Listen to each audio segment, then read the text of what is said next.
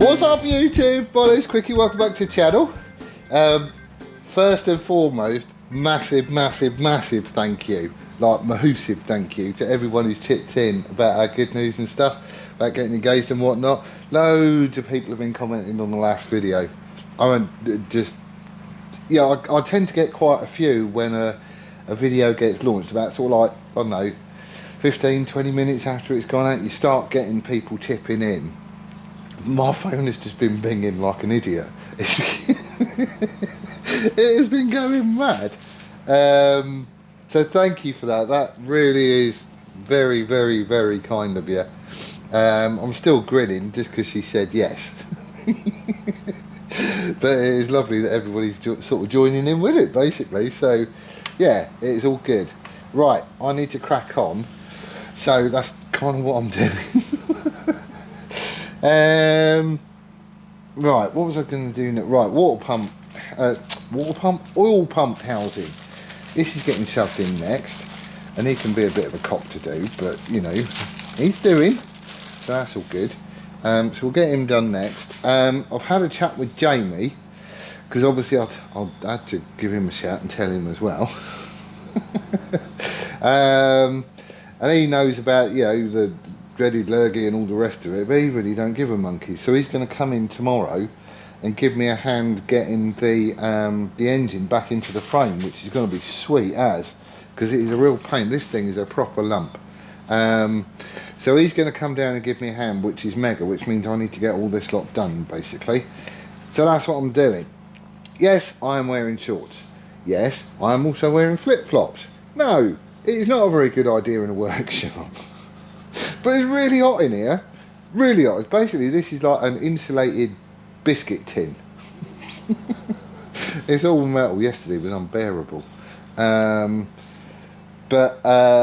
today I got up and thought, yeah, I'm not doing that again. So I got dressed like this. On the drive here, the thunderstorm started. So if the noise all goes to pot, that's the reason why.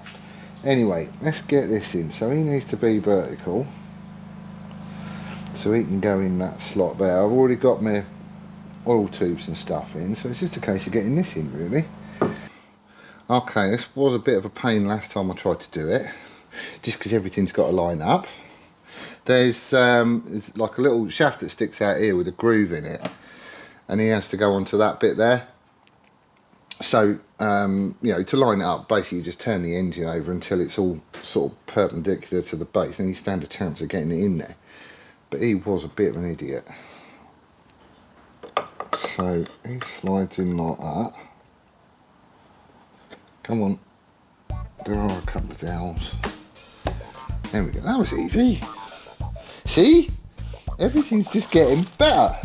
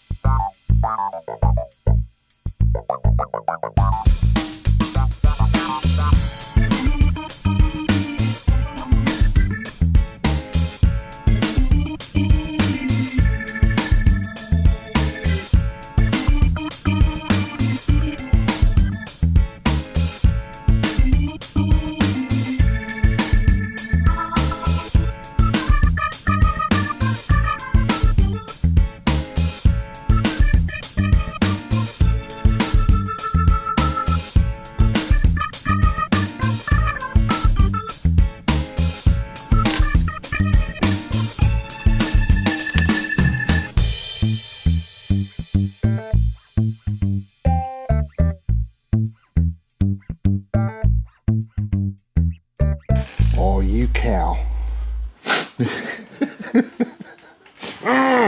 Right, oil filter, I got this wrong. And there was loads of people who chipped in and told me I got it wrong as well, which was cool, so thank you for that. Essentially, I just mimicked the way that I took it off. I should have looked in the book of words, but I didn't. And there was a washer that was missing. This is just one I've got knocking about, and he ain't going to do it. But essentially what happens is that the spring goes on, this has got an O-ring around the neck of this bolt, so he goes in there and the O-ring is held captive by the sort of plate on the bottom, if that makes sense. Then you get the spring, then you get the washer, then your oil filter goes on there, and then there's a cap that goes on top of that, and then the whole lot gets stuffed in this hole and done up. The only trouble is this washer ain't going to do it, because he just doesn't sit down on the rubber. He's a little bit, it's like a couple of mil short. It don't need much taking off, but it's just going to be awkward to do it in the lathe, because I don't think I've got a mandrel made up that will fit that. So it's probably just going to be quicker to make one, I think. Yeah, let's have a look. I could just make it out of steel. It's going to be bathed in oil or alley. It don't really matter really, it's just a washer. It's just to stop, I think it's just to stop this spring, because it, you know, there's like a sharp edge to it and stuff. I just think it's there to stop that spring from chewing up that rubber seal. To me, that's all it's doing. So I'm going to have a look in the scrap bin, see what I can find, and then I've got to make a washer. I'll take that one for reference. Right, there you go. This'll do. This'll do a treat. So that's one of the alley spaces that I made for Asbo, I think, when I was trying to get the swing arm to fit. And if memory serves, I made that just a little bit too skinny, but I kept it just in case. But what it means is I can stick this whole bit like that in the chuck. This bit is sticking out, so I can get that to the right size, and then I'll just part it off there. Job's a good one, I reckon. He is still a little bit big, which is cool, so I can whittle that diameter down until I get it to sit nicely on top of the oil filter. That'll be easy. It's alley, not steel. Don't really care, it's just essentially it's just a spacer just to stop it from chewing that up. And it's going to be bathed in oil anyway, so I don't reckon that's going to be a problem. Right, I will take that for reference, because then I can just see if it fits, and we'll get this done. Right, to the lathe. That'll do. 2-minute job, just put a little chamfer on it as well, don't know if you can see, but he now sits in there quite happily. The chamfer is just a, you know, clearance for the edge. You can wiggle it about in there, couple of mil, but there's more than enough meat on that to protect that rubber seal from the spring, so that's all good. Right, so let's put all this lot together. And then that is the engine done. A bit of oil. Oil.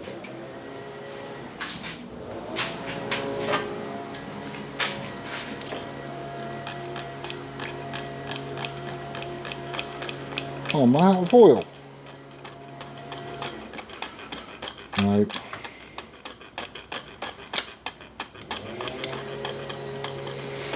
You need filling up then.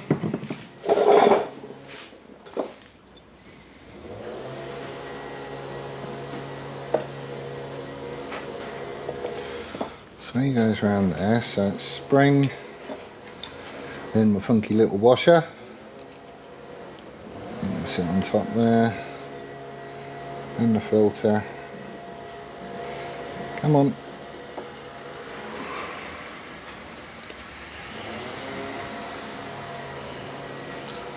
Like that. And the cap.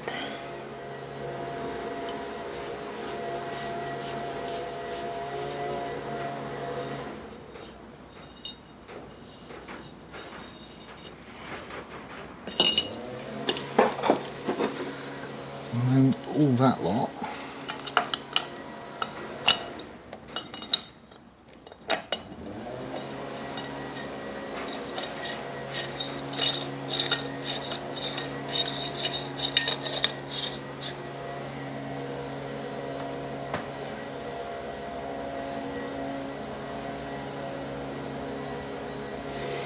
Makes more sense when you do it that way, doesn't it?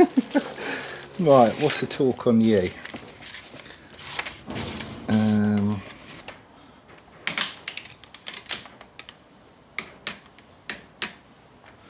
Happy days. Right, so that really is it. The only other stuff I've got is there's the, where is it? Is it this side? Yes, it is. Duh. The front sprocket.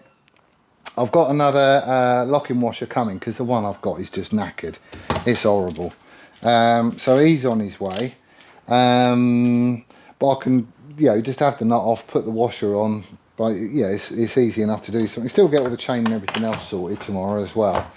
And then obviously there's the sprocket cover to go on. That doesn't have a gasket. Before anybody starts going on.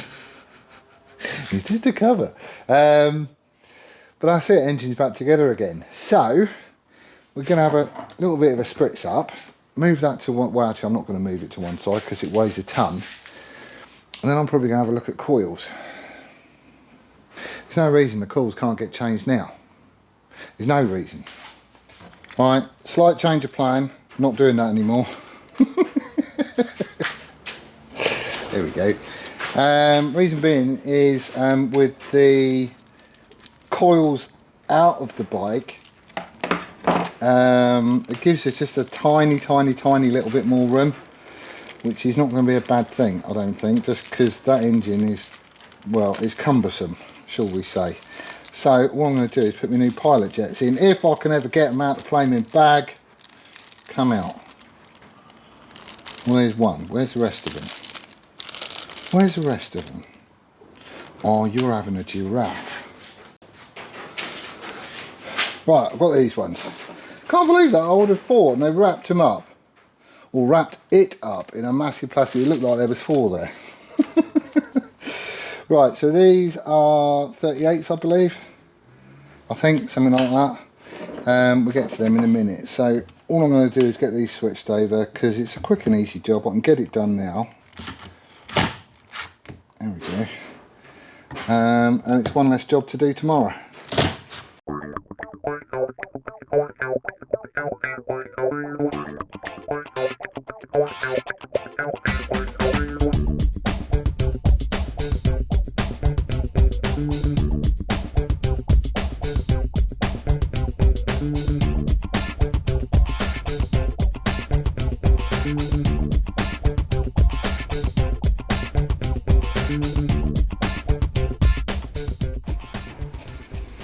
Right, you don't need to take the floats out to change the pilot jets.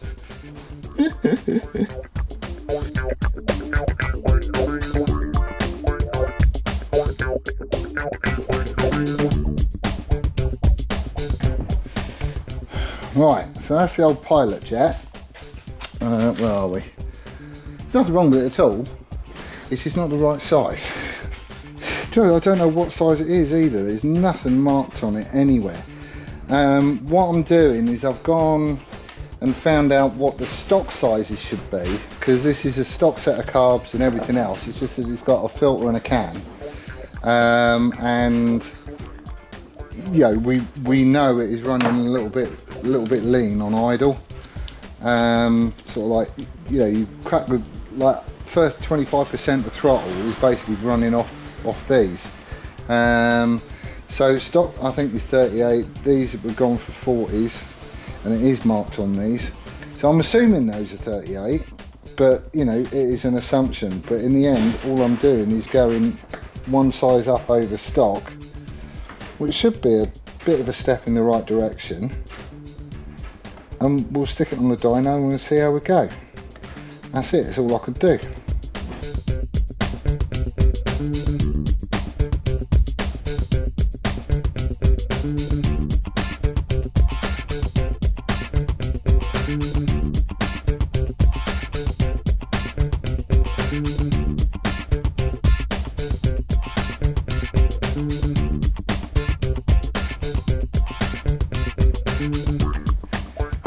Hose is back on.